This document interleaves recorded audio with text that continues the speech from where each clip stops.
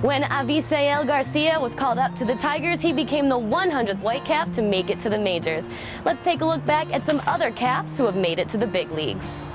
To have 100 players graduate from the Whitecaps and ultimately play at least sometime in the major leagues is really, I think it's first and foremost, it's a mark of the quality of the relationships that we've had with our major league affiliates, the Oakland A's and the Detroit Tigers. It's incredibly exciting for our fans because I really think that that's one of the things that's most appealing for them, is the fact that they can come here and they can watch these kids up close and personal in an intimate ballpark and then be able to say, you know what, I saw Brandon Inge or I saw Brennan Bosch when they played here at Fifth Third Ballpark, and know that there's that connection between Fifth Third Ballpark and Comerica Park or any other major league ballpark.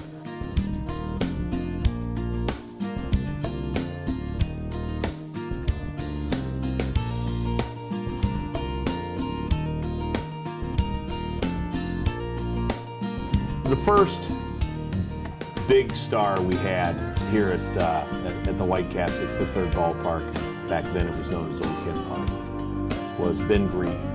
And he was like the #1 draft choice for the Oakland Athletics. He might have been the #1 draft choice overall.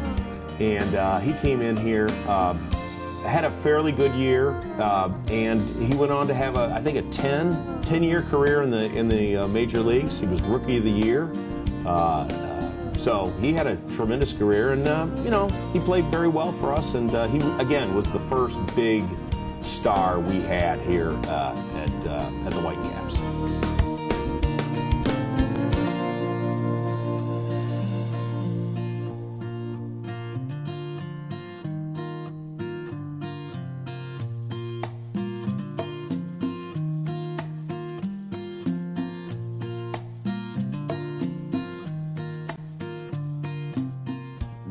But the ones that tend to stick out more in my mind are the ones that really have had to work hard to make it to the major leagues. They're kind of like blue-collar ball players.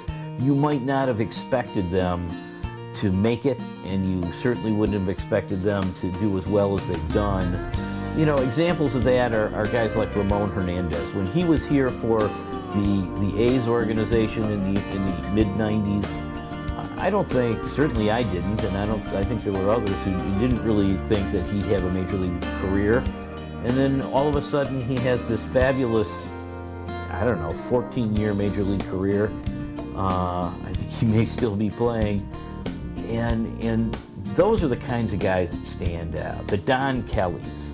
You know, here's a guy, he's one of my favorite ex-Whitecaps because he worked so hard to get there, because he's such a versatile ball player.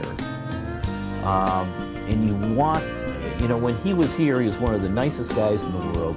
He's a guy who understands the game, respects the game, respects the fans. He's just the kind of guy that you want to make it. And I'm so excited every time I see him play at Comerica Park. I can't tell you. Don is one of the nicest guys you will ever meet. He's the kid next door. He do whatever it takes for the team to be better, and he's the true definition of a team player.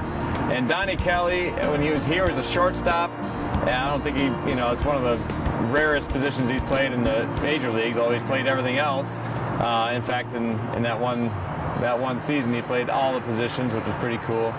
But he's a true utility man, the true team player, and just all-around nice guy. Good to see Don Kelly make it. Rob Brantley, who was here just as recently as last year, just a true gamer. And I remember him telling me stories about how he just wants to make the major leagues. He put the effort in, he put the time in, and you could see by the leadership that, you know, Rob had the opportunity and the chance to do it, and obviously it's paid off.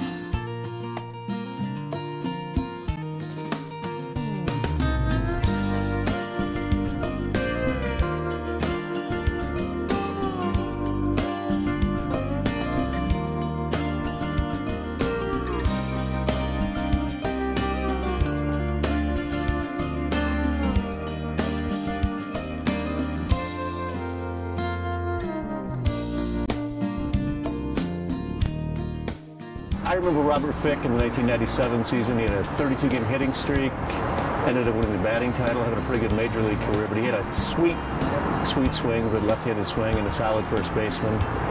And probably the two pitchers I remember most are Francisco Cordero in 1997, and had a great major league career, but he was a closer here. And Jeff Weaver was probably our best starter, even though he was only here part of the year in 1998. He just seems so much further ahead than most of the pitchers in the Midwest League. In 1998, after the June draft, we got a young pitcher from the college ranks, Jeff Weaver.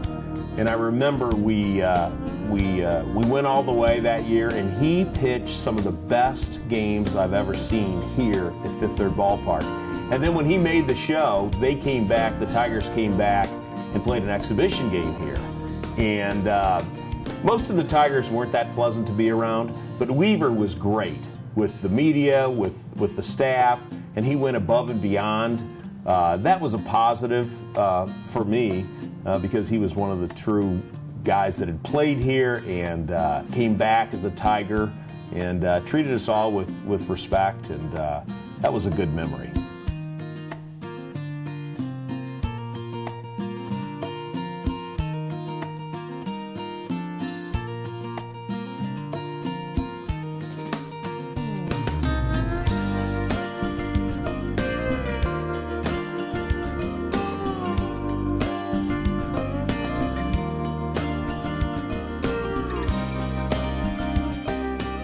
Two pitchers that really stand out for me here with the Whitecaps in the past was Fernando Rodney and Joel Zumaya. Rodney was a reliever out of the bullpen, and it was very interesting in those days when, you know, it got to the 7th, 8th inning and you saw him get up, and then all of a sudden you heard this thump, thump, thump.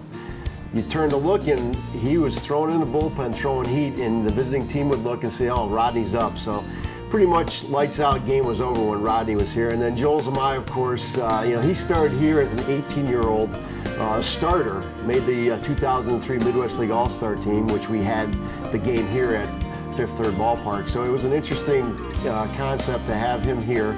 But he, again, being 18, never knew that he would then emerge to be the reliever that he was going up the Tiger system.